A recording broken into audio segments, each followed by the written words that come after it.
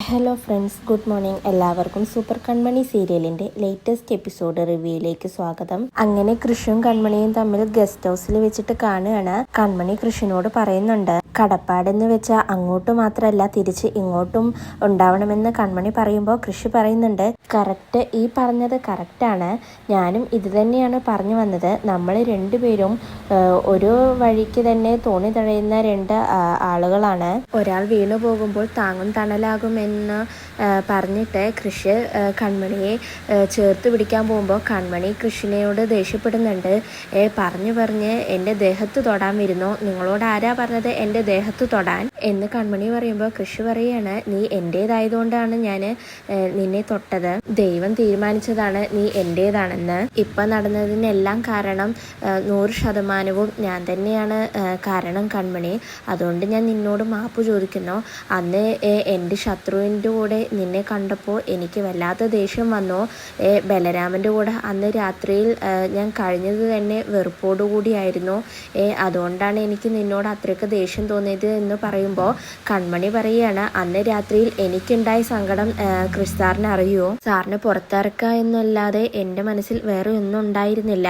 എൻ്റെ കൂടെ നിൽക്കുന്നത് ശത്രു ആണെന്നൊന്നും ഞാൻ അപ്പോൾ വിചാരിച്ചില്ല. സാറിനെ എങ്ങനെയെങ്കിലും പുറത്തിറക്കണമെന്ന് മാത്രമേ ഞാൻ വിചാരിച്ചുള്ളൂ. വീടും ഓഫീസും അല്ലാതെ വേറെ ഒന്നിനെ കുറിച്ചും എനിക്ക് പരിചയമില്ല. കോടതി കേസ് ഇതൊന്നുമായിട്ട് എനിക്ക് ഒരു പരിചയവുമില്ല. എന്നിട്ട് ഞാൻ ഇതെല്ലാം ചെയ്തത് എൻ്റെ കഴുത്തിൽ താലി കെട്ടിയ ഈ മനുഷ്യന് വേണ്ടിയിട്ടാണ് എന്ന് കൺമണി പറയുമ്പോൾ കൃഷി പറയുന്നുണ്ട്, എനിക്കറിയാം കൺമണി, ഈ താലി തന്നെയാണ് നമ്മളെ രണ്ടുപേരെയും വീണ്ടും ഇവിടെ എത്തിച്ചത്. എത്രയോ പ്രാവശ്യം ഞാനും നീയും ഈ താലി പൊട്ടിക്കാൻ നോക്കിയിട്ടുണ്ട്, എന്നിട്ടും ഇത് പൊട്ടിക്കാൻ കഴിഞ്ഞിട്ടില്ല. അത്രയേറെ നമ്മളുടെ സ്നേഹത്തിന് ശക്തിയുണ്ട് കൺമണി എന്ന് പറഞ്ഞുകൊണ്ട് കൃഷി കൺമണിയെ കവിളിൽ പിടിക്കുമ്പോൾ കൺമണിക്ക് ദേഷ്യം വന്നിട്ട് കൃഷിനെ പിടിച്ചു തള്ളുകയാണ്. കൃഷി അപ്പം തന്നെ സെറ്റിയിൽ പോയി വീഴുന്നുണ്ട്. എന്നാൽ കൃഷി ഇതെല്ലാം വളരെ കൂളായിട്ടാണ് എടുത്തിരിക്കുന്നത്. ചിരിച്ചുകൊണ്ടാണ് കൃഷി കൺമണിയെ നോക്കിയിരിക്കുന്നത്. എന്നാൽ കൺമണിക്കാണെങ്കിൽ ദേഷ്യം കുറയുന്നില്ല. അതിനുശേഷം സുമിത്രയെയും ബാലുവിനെയും കാണാനായിട്ട് ഷൺമുഖദാസ് വക്കീല് എത്തുന്നുണ്ട്. എന്നിട്ട് സുമിത്ര ഷൺമുഖദാസ് വക്കീലിനോട് പറയുകയാണ്, എന്തൊക്കെ ചെയ്താലും ബലരാമൻ ഇപ്പോഴും സാഗറിനോടാണ് കൂറ്, ഇനി എന്ത് ചെയ്യാനാണ് എന്നൊക്കെ ചോദിക്കുമ്പോൾ ഷൺമുഖദാസ് വക്കീൽ പറയുന്നുണ്ട്, സാഗർ നാട്ടിലെത്തിയാൽ എന്തായാലും ബലരാമനെ പുറത്തിറക്കും. പിന്നെ ബലരാമൻ സാഗറിനെ അച്ഛ എന്ന് വിളിച്ച് പിന്നാലെ പോവും. അതുണ്ടാകരുത്. അതിനു മുന്നേ തന്നെ നമുക്ക് ബലരാമനെ സാഗറിനെതിരെ തിരിക്കണം. അതിനുവേണ്ടി നമുക്ക് എന്തൊക്കെ ചെയ്യാൻ പറ്റുമോ അതൊക്കെ ചെയ്യണമെന്ന് പറയുമ്പോൾ സുമിത്ര പറയുന്നുണ്ട്, ബലരാമനെ ഞാൻ മകനായിട്ടല്ല എൻ്റെ അടിമയായിട്ടാണ് വളർത്തിയിരിക്കുന്നത്. അതുകൊണ്ട് ഞാൻ പറയുന്നതെല്ലാം അവൻ അനുസരിക്കും, അല്ലെങ്കിൽ ഞാൻ അനുസരിപ്പിക്കുമെന്ന് പറയുമ്പോൾ അങ്ങോട്ടേക്ക് ഭാഗ്യശ്രീ വരുന്നുണ്ട്. ഭാഗ്യശ്രീ ഇവരെ കാണുമ്പോൾ ഒന്നും മിണ്ടാതെ ഉള്ളിലേക്ക് പോകാൻ നിൽക്കുമ്പോൾ ഷൺമുഖദാസ് ഭാഗ്യശ്രീയെ വിളിക്കുകയാണ്. എന്നിട്ട് ഭാഗ്യശ്രീയോട് പറയാണ്, ഭാഗ്യശ്രീ നീ ചെയ്തത് ഒട്ടും തന്നെ ശരിയായില്ല എന്ന് ചോദിക്കുമ്പോൾ ഭാഗ്യശ്രീ തിരിച്ച് ഷൺമുഖദാസ് വക്കീലിനോട് ചോദിക്കുകയാണ്, എന്താ സാർ ഞാൻ ചെയ്തത് ശരിയാവാത്തത് എന്ന് ചോദിക്കുകയാണ്. അപ്പോൾ ഷൺമുഖദാസ് വക്കീൽ പറയാണ്, നീയല്ലേ കൃഷിനെ പുറത്തിറക്കിയത്, എന്തിനാണ് അവനെ പുറത്തിറക്കിയത് എന്ന് ചോദിക്കുമ്പോൾ ഭാഗ്യശ്രീ പറയുന്നുണ്ട്, നിങ്ങൾ പിന്നെ നന്മ മാത്രം ചെയ്യുന്ന ആളാണല്ലോ. ഈ നിൽക്കുന്ന വക്കീല് ക്യാഷിന് വേണ്ടി എന്നും ചെയ്യുന്ന ആളാണെന്ന് എനിക്കറിയാം. ഈ കേസിന്റെ ഗൗരവം എത്രയെന്ന് എനിക്കറിയാം. പക്ഷെ അത് വക്കീലിന് മനസ്സിലായിട്ടില്ല. ശരി എന്തെന്ന് അറിയുന്നത് കൊണ്ടാണ് എനിക്ക് കൃഷിനെ പുറത്തിറക്കാൻ പറ്റിയത്. കേസ് ജയിക്കാൻ വേണ്ടിയിട്ട് എനിക്ക് വളഞ്ഞ വഴി അന്വേഷിക്കുകയോ ഗൂഢാലോചനയോ നടത്തേണ്ട ആവശ്യമില്ല. വേറൊരു കാര്യം കൂടി ഞാൻ പറഞ്ഞേക്കാം, നിങ്ങളുടെ കരിയറിൽ ആദ്യമായി തോൽക്കാൻ പോകുന്ന കേസ് ഇതാണ്. ഇവിടെ നിങ്ങളിപ്പോൾ എങ്ങനെ കേസ് തോൽപ്പിക്കാമെന്ന് പ്ലാൻ ചെയ്തുകൊണ്ടിരിക്കുകയാണ്.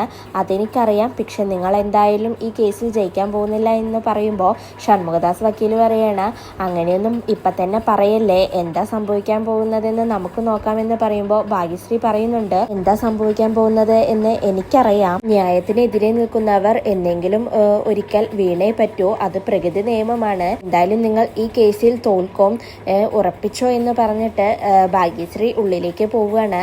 ഇതെല്ലാം കേട്ടു നിൽക്കുന്ന സുമിത്ര ഷൺമുഖദാസ് വക്കീൽ വക്കീലിനോട് പറയുന്നുണ്ട്, വക്കീലെ സോറി, അവള് പറഞ്ഞതിനെല്ലാം ഞാൻ വക്കീലിനോട് മാപ്പ് പറയുകയാണ് എന്ന് പറയുമ്പോൾ ഷൺമുഖദാസ് വക്കീൽ ചോദിക്കുകയാണ്, ഇപ്പൊ എനിക്കൊരു കാര്യം മനസ്സിലായി, നിങ്ങൾക്ക് ഗ്രൗണ്ട് സപ്പോർട്ട് ഇല്ലാലേ, മിക്ക വീട്ടിലും ഇത് തന്നെയാണ് അവസ്ഥ, മക്കളുടെ സപ്പോർട്ട് ഉണ്ടാവില്ല. പക്ഷെ നിങ്ങൾ പേടിക്കണ്ട, എൻ്റെ അടുത്ത് അതിനെല്ലാത്തിനുമുള്ള വഴിയുണ്ട്, ഇതെല്ലാം നിസ്സാരമാണ്, പിള്ളേര് കളിയാണെന്ന് വിചാരിച്ച് വിട്ടാൽ മതി എന്ന് പറയുമ്പോൾ ബാലു ഷൺമുഖദാസ് വക്കീലിനോട് പറയുന്നുണ്ട്, വക്കീല് പറഞ്ഞില്ലേ പണം കൊടുത്താൽ എന്തും നമുക്ക് നേടാമെന്ന്, ഞങ്ങളുടെ കയ്യിൽ ഇഷ്ടം പോലെ ക്യാഷ് ഉണ്ട്, ഞങ്ങൾ അത് വക്കീലിന് തരാം, വക്കീലെല്ലാം കാര്യങ്ങളും ഒന്ന് നല്ല രീതിയിൽ അവസാനിപ്പിച്ച് തന്നാൽ മതി എന്ന് പറയുമ്പോൾ ഷൺമുഖദാസ് വക്കീൽ ബാലുവിനോട് പറയുന്നുണ്ട്, ക്യാഷ് ഉണ്ടെങ്കിൽ ഷൺമുഖദാസ് വക്കീൽ എന്തും ചെയ്യും, എന്തും നേടിത്തരുമെന്ന് ബാലുവിന് വാക്കു കൊടുക്കുകയാണ്.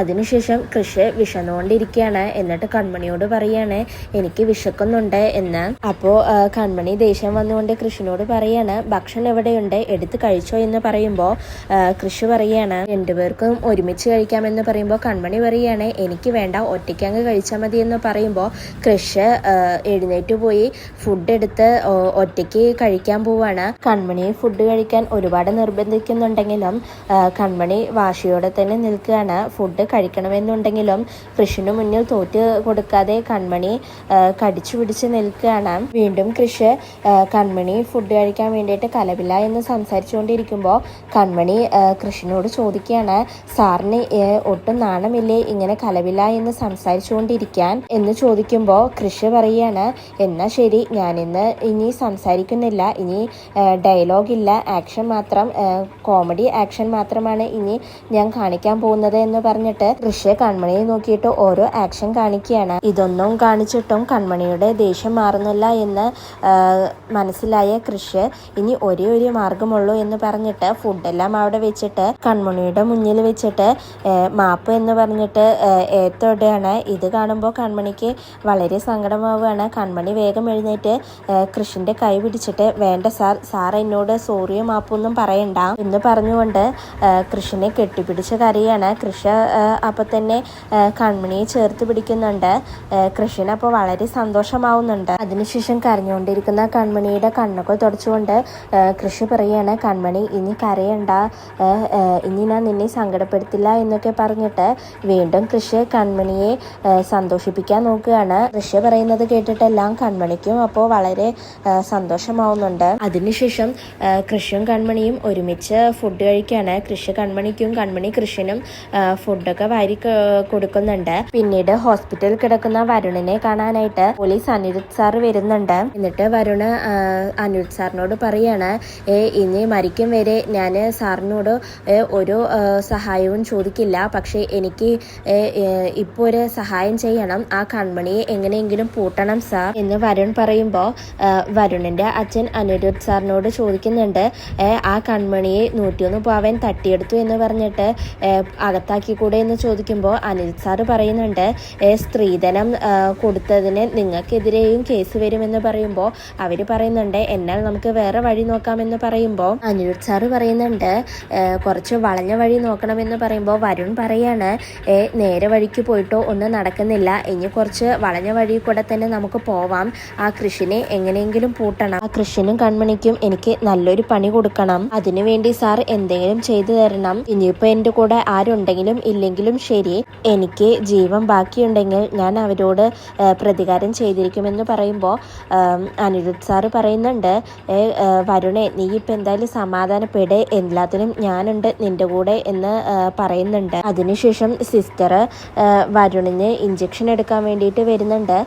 വരുണാണെങ്കിൽ എനിക്ക് ഇഞ്ചക്ഷൻ വേണ്ട എന്ന് പറഞ്ഞിട്ട് കരയുന്നുണ്ടെങ്കിലും വരുണിൻ്റെ അച്ഛനും അനിരുദ്ധ് സാറും കൂടിയിട്ട് വരുണിനെ പിടിക്കുകയാണ്. സിസ്റ്റർ എന്നിട്ട് ഇഞ്ചക്ഷൻ വെച്ച് പോകുന്നുണ്ട്. അതിനുശേഷം കൃഷിനെയും കൺമണിയെയും കാണിക്കുകയാണ്.